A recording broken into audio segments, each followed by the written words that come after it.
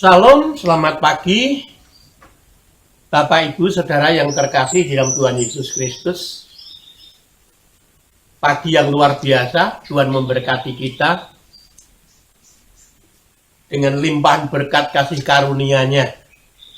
Oleh sebab itu, sebagai ucapan syukur, marilah kita belajar mendengarkan firman Tuhan di hari yang indah ini untuk mendasari kehidupan kita, agar hidup kita di setiap waktu berdasarkan firman Tuhan, agar kita tidak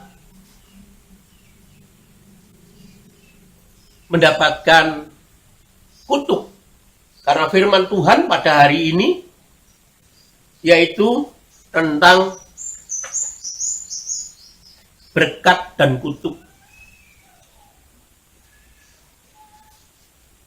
Sebelumnya mari kita awali dengan berserah kepada Tuhan, memohon petunjuknya supaya kita bisa mendengarkan, mengerti, meresapi, dan nantinya melakukan apa yang difirmankan Tuhan. Mari kita bersama-sama menghadap Tuhan dalam doa. Saya bawakan. Allah Bapa Surgawi, Allah yang penuh berkat kasih dan karunia, Engkaulah sumber segala-galanya, sumber hidup dan kehidupan kami. Engkau yang kami muliakan dalam Putra-Mu yang tunggal, Tuhan kami Yesus Kristus. Terima kasih Tuhan. Pagi yang indah ini, Engkau izinkan kami hamba-Mu untuk mendengarkan firman-Mu yang indah. Firman-Mu, firman kebenaran, firman kehidupan. Kiranya Engkau berkati kami hamba-Mu yang menyampaikan firman ini, agar apa yang kami sampaikan seturut dengan kehendak-Mu. Begitu pula Engkau berkati saudara-saudara kami dimanapun mereka berada, yang mendengarkan firman-Mu melalui sapaan pagi ini. Engkau berkati agar saudara-saudara kami boleh mendapatkan kasih karunia Tuhan, damai sejahtera Yesus Kristus. Terima kasih Tuhan. Ampuni dosa kesalahan kami, di dalam Kristus kami berdoa. Haleluya. Amin. Bapak Ibu Saudara, kutuk dan berkat. Apa yang disampaikan oleh Nabi Musa pada waktu itu kepada bangsa Israel di dalam Ulangan 11 ayat yang ke-26. Lihatlah, aku memperhadapkan kepadamu pada hari ini berkat dan kutuk. Berkat, apabila kamu mendengarkan perintah Tuhan Allah yang kusampaikan kepadamu pada hari ini. Dan kutuk, jika kamu tidak mendengarkan perintah Tuhan Allahmu dan menyimpang dari jalan yang kuperintahkan kepadamu pada hari ini, dengan mengikuti Allah lain yang tidak kamu kenal. Dengan sangat jelas, amat sangat jelas, Tuhan berfirman, menyampaikan firman-Nya melalui Nabi Musa, supaya kita, umat pilihannya ini, melakukan apa yang menjadi kehendak Tuhan. Kita jangan menyimpang. Apa yang disampaikan Nabi Musa kepada bangsa Israel pada saat itu, ketika perjalanan keluar dari tanah Mesir. Karena apa? Karena bangsa Israel sering menggerutu, sering marah ketika menghadapi permasalahan kehidupan.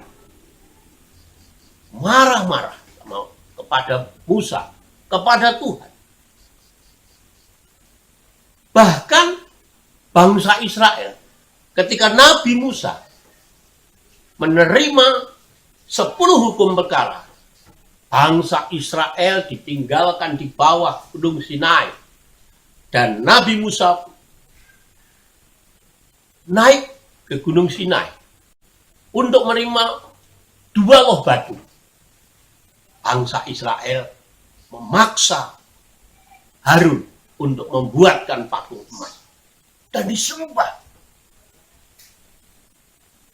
yang berbakti kepada patung itu, akhirnya Tuhan marah.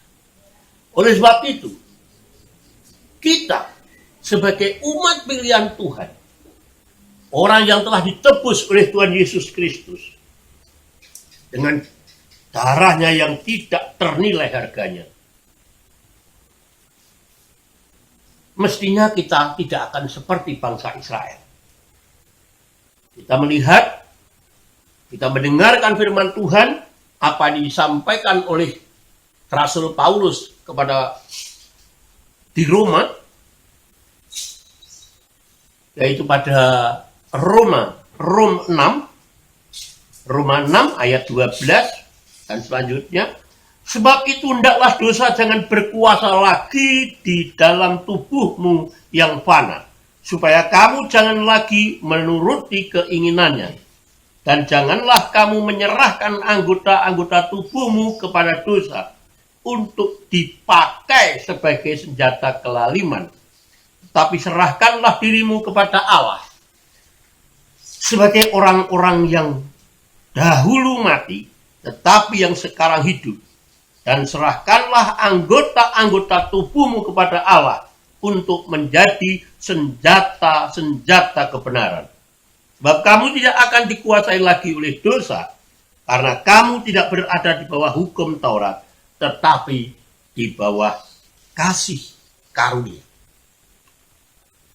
Banyak orang pilihan yang dipilih Tuhan, dipakai Tuhan untuk menyampaikan kasih Tuhan dengan tanggung jawabnya, dengan talenta yang diberikan Tuhan. Dia menjadi seorang pejabat, dia menjadi seorang yang berkedudukan. Tetapi apa? Dia tidak melakukan apa yang menjadi kehendak Tuhan.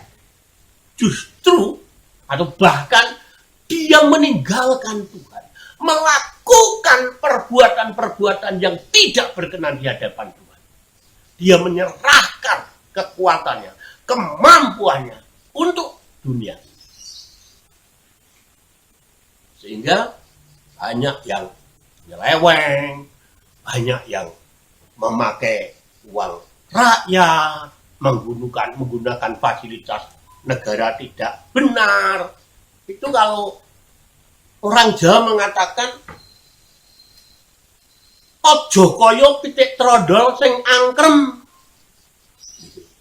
Kita tahu ayam trondol itu ayam tidak punya bulu. Kalau dia ngeram tidak akan mentas. Justru kerugian dan kerugian. Telurnya busuk semua karena tidak ada bulu yang untuk menghangatkan. Nah, itulah mestinya kita yang dipilih oleh Tuhan Yesus untuk mendapatkan berkat ini. Kalau kita diberi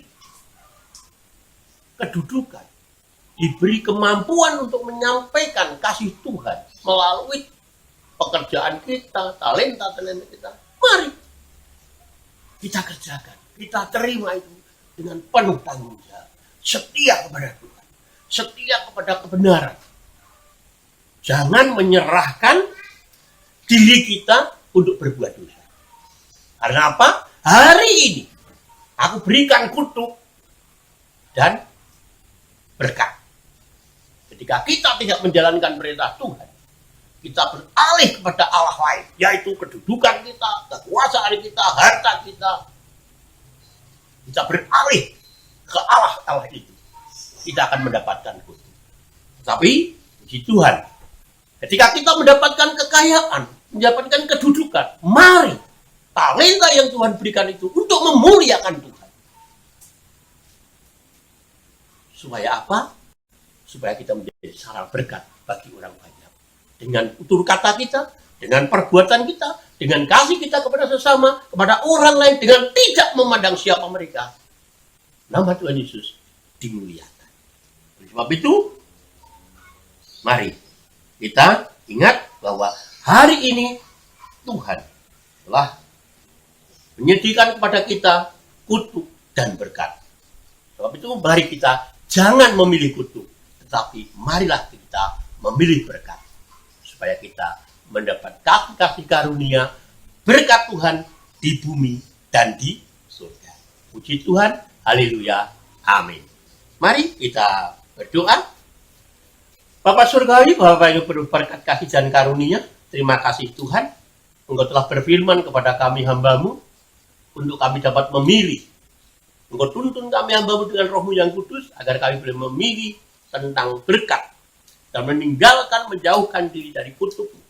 Supaya dengan berkat-Mu itu, kami boleh memuliakan nama Tuhan, melalui tutur kata kami, melalui perbuatan kami, melalui kemampuan kami. Terima kasih Tuhan.